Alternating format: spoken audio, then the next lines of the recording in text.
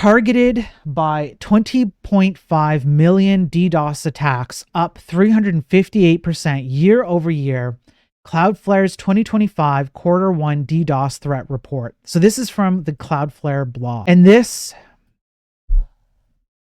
I just want to be clear that this number, this shockingly high number, these two, 20.5 million DDoS attacks, 358% increase, is only the first quarter. We focus on the first quarter of 2020. We blocked the most intense packet rate attack on record, peaking at 4.8 billion packets per second, 52% higher than the previous benchmark, and separately defended against a massive 6.5 terabits per second flood, matching the highest bandwidth attacks ever reported. If you look at it as a quarter over quarter increase, it's 198%.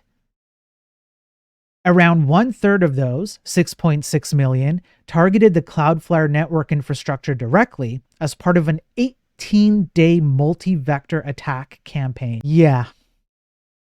You know, I was kind of wondering why my internet speeds were getting a little bit slower the last few months. Furthermore, in the first quarter of 2025, Cloudflare blocked approximately 700 hypervolumetric DDoS attacks that exceeded 1 terabytes per second, or 1 Bpps, an average of around 8 attacks per day. Now, I had to go and look up what is hypervolumetric.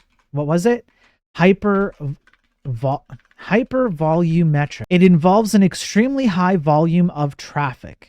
So it's kind of, the word is what it means, right? Which is that it's of volume. All right.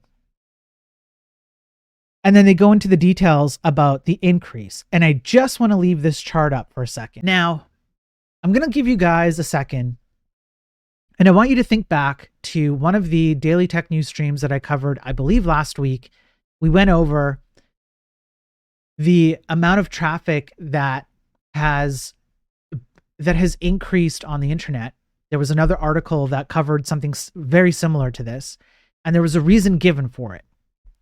Can anybody take one guess as to why there is such a huge increase in web activity? One guess, just one.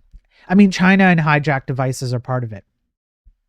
I think it was 2 weeks ago where we covered an article where I believe it was Wikipedia, I want to say, but it was definitely an open source website. They were doing something good for the programming community. There were several of them. It was not just one. There were several people, or several groups of people, that raised the flag on what was going on.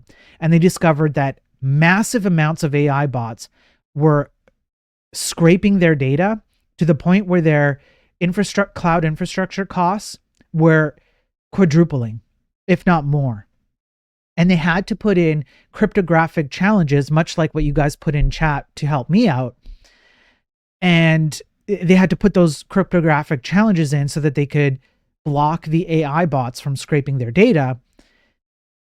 But it was insane amounts of traffic. And there was a related article that attributed massive amounts of traffic to the AI bot scraping. And it also tied in the fact that these AI bots have zero respect for things like robots.txt, which is a file you would normally host on your server. And the AI bot is supposed to read the file and determine what it can read and what it shouldn't read.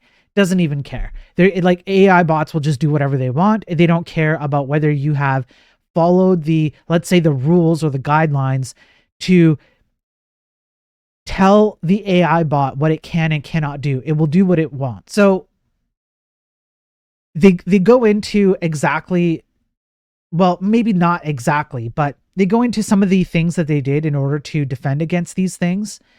And I mean, these charts are crazy. And that can be an interesting read on its own. I won't get into that. But what I did find a little bit interesting was that they're using UDP.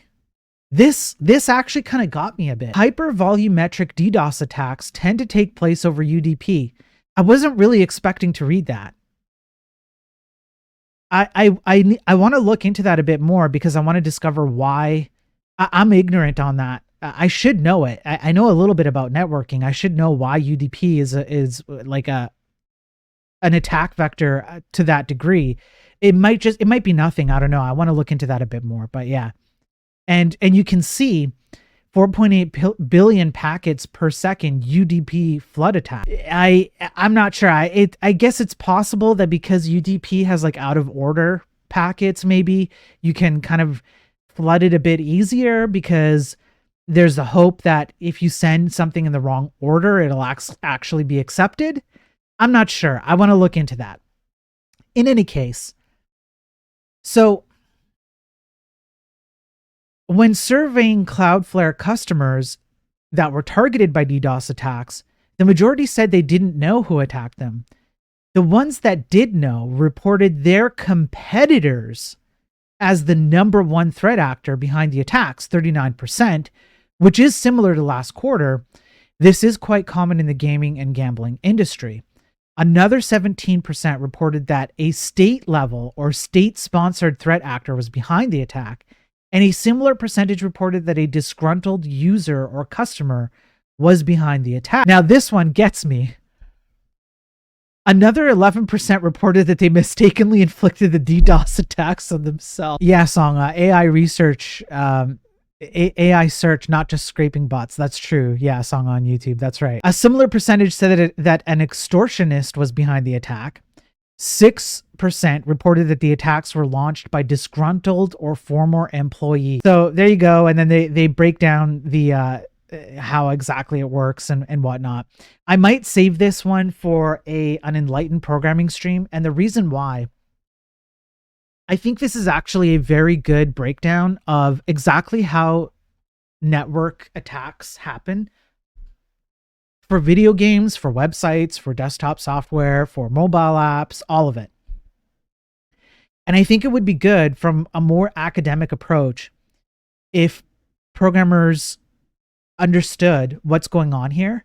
And so getting into more of the details in an enlightened programming stream, because those streams, when I do those, they're more boring. We read a bunch of like boring academic stuff in order to get a sense of what's going on with the actual objective standards or the objective data around a particular programming paradigm.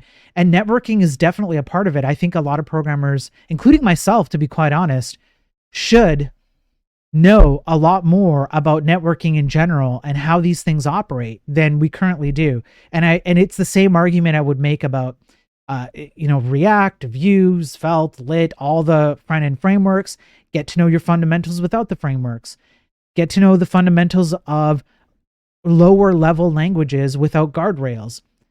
Et cetera, et cetera, et cetera. Carry on the argument. And I think this has been something that I've overlooked, which is how does networking work?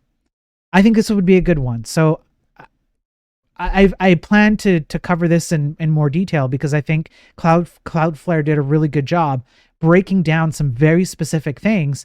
And it's a good case study of how this stuff actually works in the wild, right? So anyway, UDP is less restricted by firewalls in some instances. Yeah, it can act as it's called like a hole puncher, I think, or something like that.